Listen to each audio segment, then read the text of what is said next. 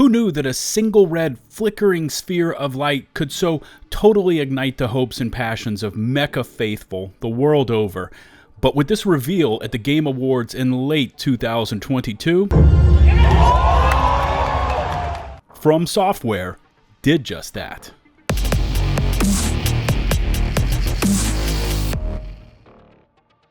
After a near 10-year hiatus away from this genre, FromSoft has reignited the dystopian post-apocalyptic franchise they first introduced in 1997.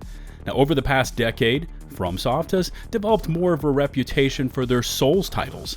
Games such as Dark Souls, Bloodborne, and Elden Ring have helped cement the name FromSoft on gamers' lips. But it was in the roots of mecha and their Armored Core series that this developer first brought us the vision of pilot-controlled giant robots. 2013 saw the launch of the last AC title, Armored Core Verdict Day, amounting to 15 total entries into this historic and often overlooked franchise.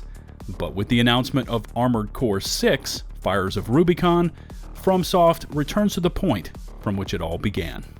My name is LukeTheDuke, and welcome to my channel. Today, we're taking a look at Armored Core 6, coming to all platforms sometime in 2023.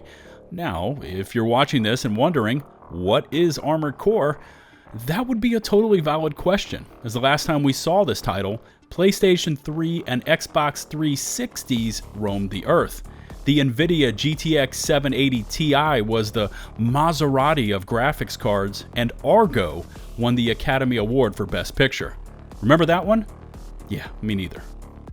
But this is 2023. We now have multiple streams of information to take advantage of that can help us piece together what Armored Core 6 could potentially look like, because up to this point we haven't seen any live gameplay. Now, through the use of the game's official website, recent and past developer interviews, press releases, early leaks, and the trailer itself, we can begin to answer such questions as, what will the storyline look like? And will the last decade of Souls games development have any effect on this upcoming AC title?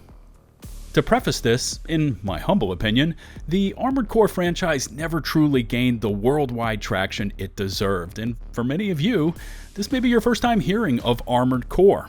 So, we might as well start with the basics. What is Armored Core? Well, at its heart, this is a universe built around huge, human-piloted robots controlled through neural inputs known as muscle tracer technology. Now, you would normally take the role of a mercenary gun for hire, accepting contracts from a myriad of hosts, all set in a futuristic, dystopian, post-apocalyptic universe.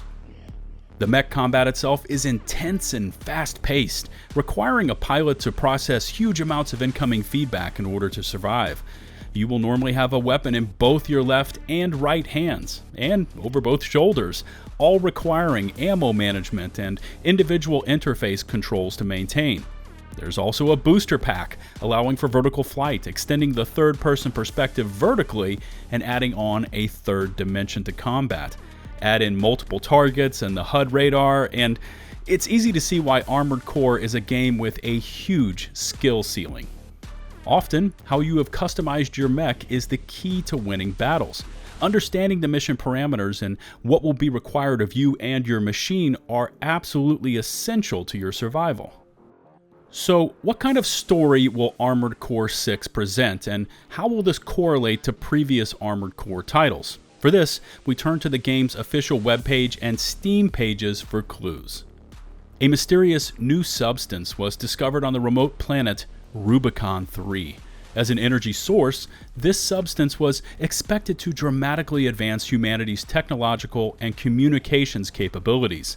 Instead, this substance caused a catastrophe that engulfed the planet and the surrounding stars in flames and storms, forming a burning star system. Almost half a century later, the same substance resurfaced on Rubicon 3, a planet now contaminated and sealed off by the catastrophe. Extraterrestrial corporations and resistance groups fight over control of the substance. The player infiltrates Rubicon as an independent mercenary and finds themselves in a struggle over the substance with the corporations and other factions. So the familiar themes for Armored Core are again present here, and we see this played out in the reveal trailer. The worlds we inhabit have encountered some sort of cataclysmic disaster. Mercenary mech pilots, all living in a dystopian society, hired by various entities, all in search of a highly valuable and rare material, and of course, mech combat on a primal level. And this could be all there is to Armored Core 6. Money, power, and control.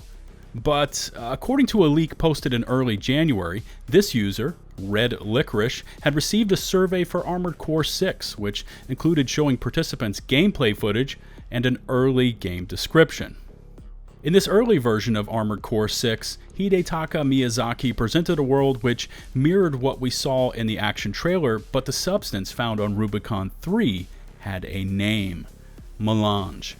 Described in this survey as an unknown substance that could dramatically advance human society. The now deleted Steam page description describes this substance as an energy source, and this substance was expected to dramatically advance humanity's technological and communications capabilities. So, in many ways, this carries a familiar tone of a Souls game. An arcane and dark substance lost to history, ever present and powerful.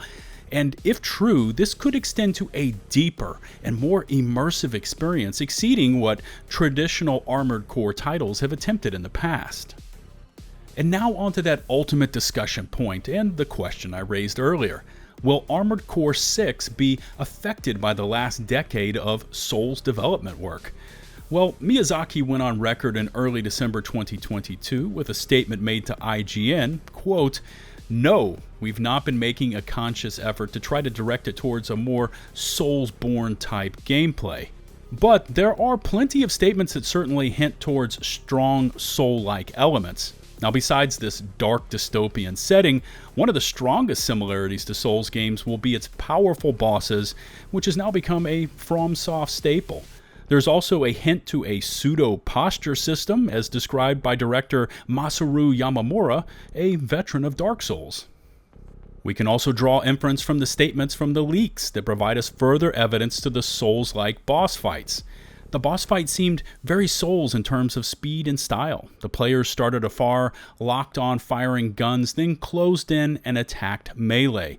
The speed and movements all seemed very familiar Souls style. The boss had a life bar at the top of the screen. Very simple, but it was more red LED styled, futuristic as you might expect, angular edges on the life bars rather than straight rectangle. According to Yasunori Agura, producer on Armored Core 6, boss battles in From Software games often require close observation of enemy movements to catch that little tell so you know just when to attack and how best to make your move. That's certainly the case again in this title, so I am confident that our users will find the boss battles extremely enjoyable. So, despite Miyazaki's earlier statement, there is certainly evidence here that this latest Armored Core title will draw on FromSoft's last 10 years of Souls games and incorporate those elements into a distinctly Armored Core experience. Other elements not discussed here are the return of Emblems, a highly tuned and now simplified customization system, and the ultimate test of a pilot's skill, the PvP arena. What are your thoughts on Armored Core 6? If you are a novice to the series or a highly experienced Raven, I look forward to reading your feedback. If you happen to like what you see, please take just a moment to hit that subscribe button, and while you're at it, ring the notifications bell to receive my latest upload alerts. You can find me on Twitch, Twitter, and in my community Discord server, links to all of which can be found in the video description and pinned comments below. Until the next one, this is LukeTheDuke, signing off.